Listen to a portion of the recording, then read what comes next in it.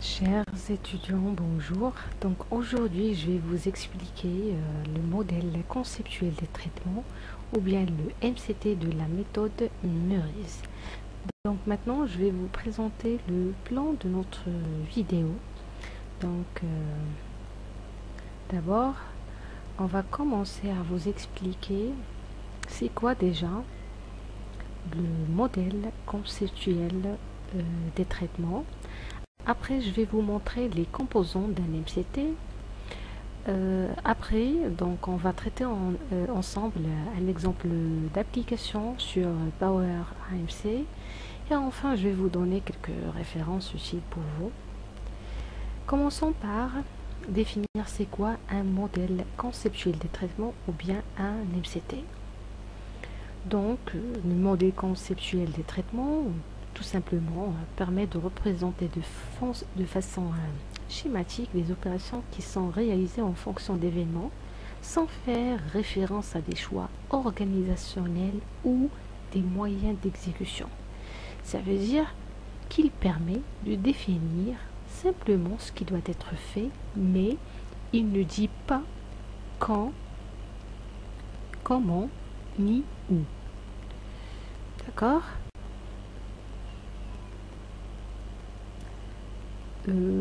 Maintenant, je vais vous montrer les composants du modèle conceptuel des traitements. Alors, comme vous voyez, donc ici, comme vous voyez, les composants du modèle MCT, donc il est composé des événements déclencheurs, des opérations, l'option synchronisation, les règles d'émission et enfin des événements résultats. Donc on va définir chaque composant, d'accord? Donc commençons par les événements déclencheurs. Donc un événement représente un changement dans l'univers extérieur au système d'information ou dans le système d'information lui-même. Donc il existe deux types d'événements. Comme le MCC, il y a l'événement interne qui est représenté par une ellipse centrée plein et un événement externe donc qui est représenté sous forme d'une ellipse entrée pointillée, comme vous voyez. Donc l'événement interne, c'est un changement interne au système d'information. Par contre, l'événement externe, c'est un changement de l'univers extérieur. Passons maintenant aux opérations. Donc, avant de définir c'est quoi une opération, donc l'activité de l'entreprise est constituée d'abord d'un ensemble de processus. Et le processus lui-même est composé de traitements regroupés en ensemble appelés l'opération ou bien les opérations. Donc une opération, c'est quoi? C'est un ensemble d'actions exécutées par le système suite à un événement ou à une conjonction d'événements. Et une opération est représentée par une boîte et on inscrit le nom de l'opération en en-tête. Et au cas de besoin, donc, on mentionne les tâches réalisées au cours de cette opération ou bien les actions, donc action 1, 2, 3, etc. D'accord? Et les états, donc enfin, on mentionne les états possibles ou bien les règles d'émission, donc s'il y en a, donc règle d'émission 1, etc., 2, 3, etc. Maintenant, on passe au lien entre ce qu'on appelle les événements déclencheurs et les opérations. Donc, avant d'exécuter les opérations, on va lier les événements déclencheurs aux opérations. Par quoi? Par des synchronisations ou bien la synchronisation. Donc c'est une condition booléenne sur les événements contributifs devant déclencher une opération. Il s'agit d'une condition au niveau des événements régis par une condition logique réalisée grâce aux opérateurs ou et, d'accord, et au besoin. Donc s'il y a plusieurs événements qui vont déclencher une opération, donc on doit les numéroter. Donc par exemple, si on a 3 événements, donc on met A, B, C, etc. Et la condition booléenne est mentionnée à l'intérieur de ce signe de synchronisation.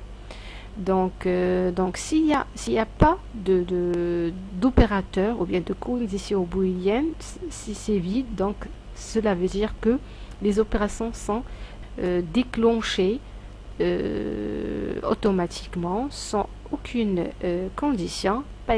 Par contre, s'il y a et ou bien ou, cela veut dire que si l'événement A et l'événement B sont vérifiés, donc comme conséquence, les opérations vont être exécutées.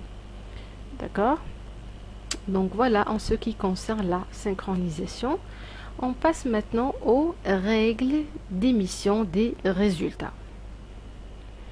Donc les résultats d'une opération peuvent être conditionnés par des règles d'émission, et l'absence de règles d'émission veut dire que le résultat est toujours produit. Donc s'il n'y a pas de règle d'émission, donc on écrit toujours. Cela veut dire que les événements résultats vont être réalisés toujours. Il n'y a pas d'une règle d'émission. Et voilà. On passe maintenant aux événements résultats. Donc un résultat, c'est un événement au sortir d'une opération. Ce peut être un document, un message externe, un nouvel état de système d'information, par exemple une nouvelle situation, une nouvelle donnée créée par une opération. Donc il y a 2 types de résultats, donc des événements résultats.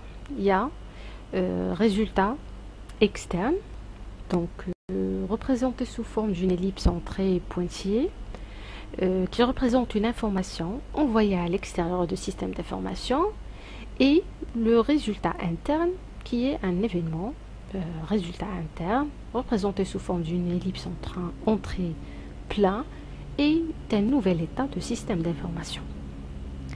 Maintenant, on va passer à traiter ensemble un exemple d'application avec Power AMC.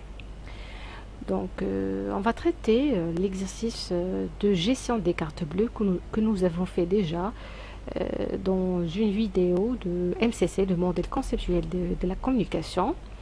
Donc, alors, on va ouvrir Power AMC et on va choisir créer un modèle.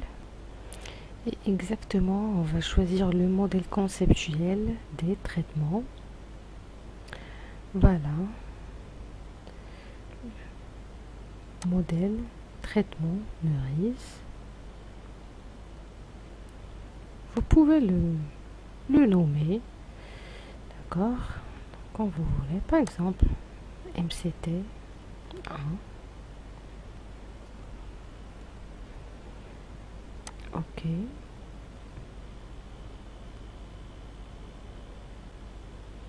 Voilà la palette qui va nous aider à tracer notre MCT. Donc, selon notre exercice, donc voilà, le demandeur désirant obtenir une carte bleue doit en faire la demande auprès de son agence. Donc ici, l'événement déclencheur, c'est la demande de carte. D'accord? Donc voilà, premier événement, voilà. Donc je tape ici après, et voilà. Après, je vais nommer cet événement. Donc ici, par exemple, demande de carte. Et voilà, ça y est pour l'événement. On va compléter. Alors, la carte bleue n'est pas accordée si le demandeur n'est pas un client de l'agence. Donc voilà, quand est-ce que le demandeur va recevoir sa carte? Je dois déterminer l'opération qui va être déclenchée après l'événement déclencheur. C'est le traitement des demandes tout simplement. Donc lorsque l'agence va recevoir la demande, il y aura un traitement de ces demandes, d'accord? Par exemple, dans notre cas, il y aura une vérification de l'état de demandeur. Est-ce qu'il s'agit d'un client ou pas? D'accord? Donc ici, on va tracer l'opération. Voilà.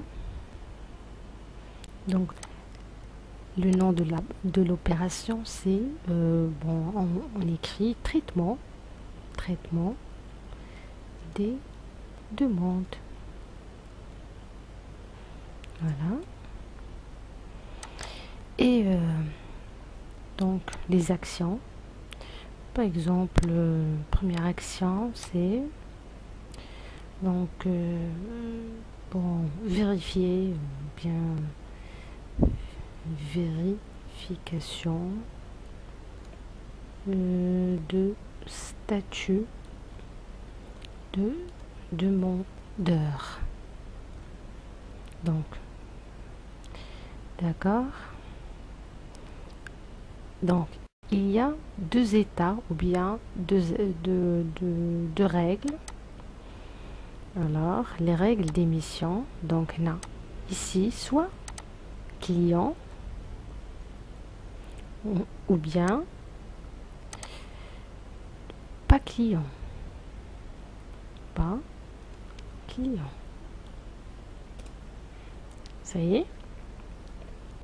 On va faire la liaison maintenant à travers cette option.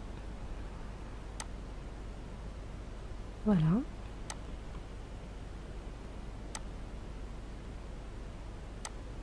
Très bien. Maintenant, s'il s'agit d'un client, donc ici, on va continuer. Donc,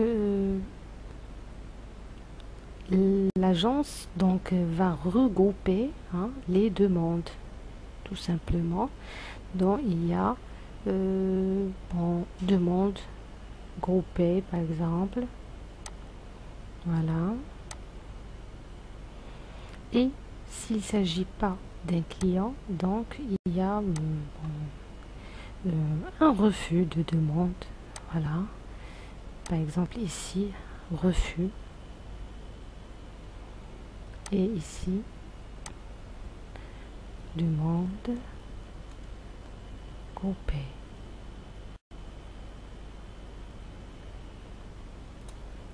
Voilà. Et on va faire la liaison de l'opération vers, voilà, comme ça. Très bien.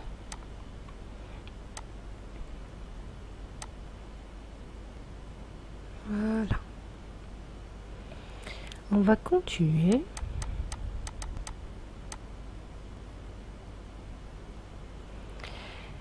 Chaque jour, l'agence transmet au centre de gestion des cartes bleues des demandes de ses clients. Donc voilà, on a fait ici donc demande groupée parce que l'agence il va regrouper l'ensemble des demandes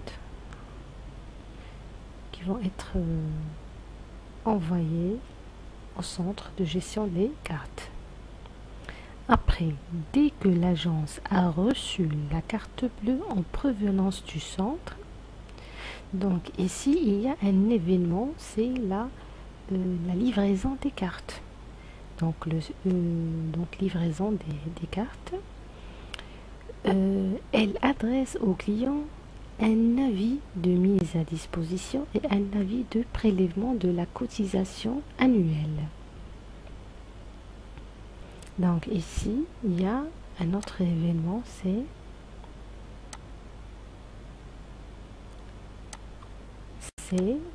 ici la livraison des cartes. Livraison des cartes. Donc cet événement va déclencher l'opération. Quelle opération? C'est mise à disposition. Donc la mise à disposition, ça veut dire la réception des cartes et la préparation des mailings, d'accord. Donc on va créer une opération qui s'appelle mise à disposition, la mise à disposition. Donc par exemple ici la réception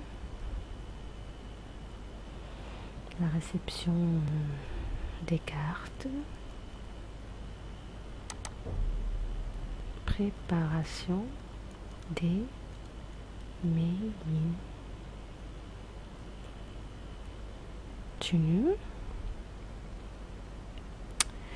Ici donc le client donc va recevoir un avis de mise à disposition et un avis de prélèvement. Donc comme événement résultat, donc ici, donc tout simplement donc un avis. Le client vient alors retirer sa carte. Il y a un retrait de la carte. Donc un retrait de la carte. Donc notre événement. Le client donc vient alors retirer sa carte. D'accord. Donc il va donc demander demande de retrait de la carte.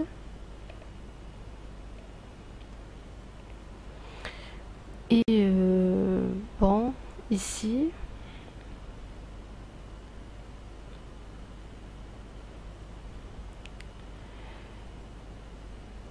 si au bout de 2 mois la carte n'a pas été retirée, elle est détruite.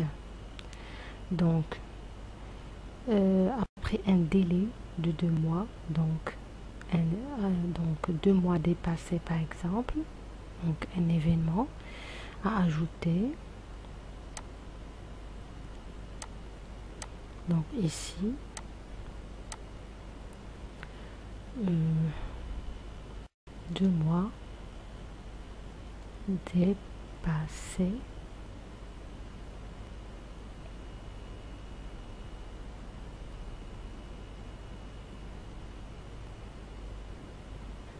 Alors ici donc on va lier l'événement livraison des cartes, voilà. Et après pour l'opération mise à disposition, donc comme événement résultat, c'est avoir ou adresser un avis de mise à disposition et un avis de prélèvement, voilà. Donc comme résultat de l'opération, donc dès que l'agence va recevoir donc les cartes, donc automatiquement il y aura dans ce cas là, donc on va rien mettre ici comme règle d'émission, on va la laisser comme ça vide. Après donc là, comme vous voyez, il y a 3 événements: avis, demande de retrait de la carte, 2 mois dépassés. Donc ici, quand est-ce que le client va retirer sa carte? Il va demander le retrait de sa carte et recevoir ou bien est adressé à un avis de mise à disposition et mise de prélèvement.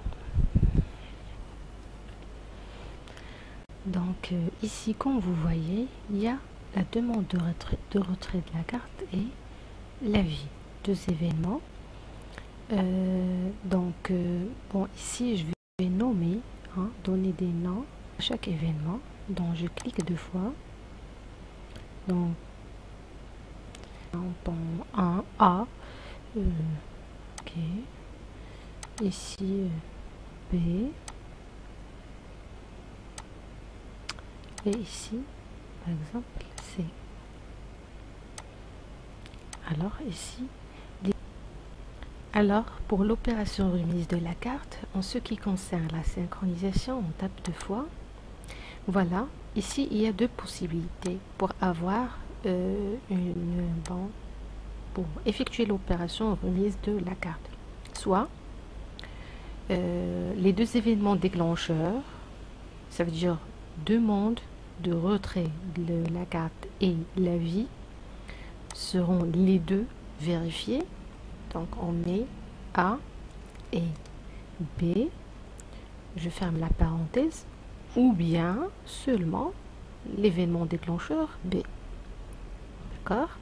Et je valide par, si la carte est disponible, elle va être délivrée au demandeur. Sinon, carte non délivrée. Donc il y aura deux règles d'émission. Donc carte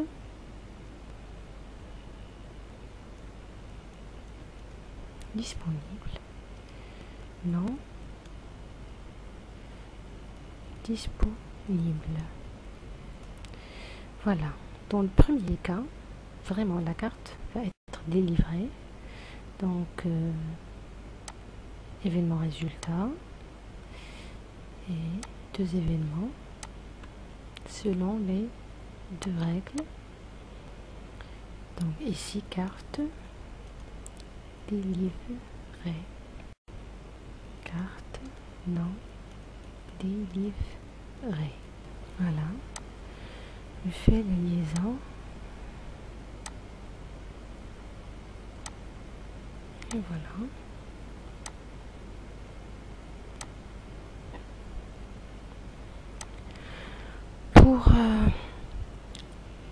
Pour le dernier événement, c'est si au bout de 2 mois la carte n'a pas été retirée, donc elle est détruite. Donc carte détruite, donc il y a une destruction de la carte, d'accord, si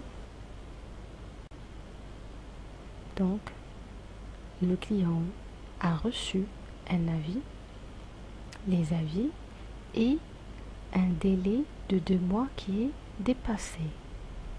Donc une opération va être déclenchée. C'est la destruction de la carte. D'accord? Donc un lien. Donc 2 mois dépassés et l'avis. D'accord? Donc ici, la synchronisation, c'est et voilà.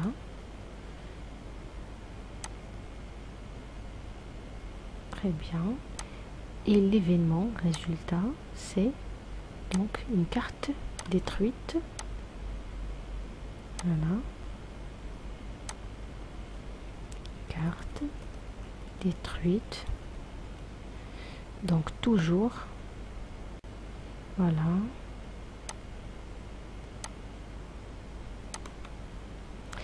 Et voilà, notre MCT est généré facilement. Donc il faut bien lire l'énoncé et faire ressortir les éléments nécessaires afin de tracer votre MCT facilement et correctement. Voir les événements, les opérations, les tâches, les règles d'émission et les événements déclencheurs et événements résultats. J'espère que vous avez bien compris comment tracer votre MCT. Voilà. Merci pour votre attention et à la vidéo prochaine, Inch'Allah. Au revoir.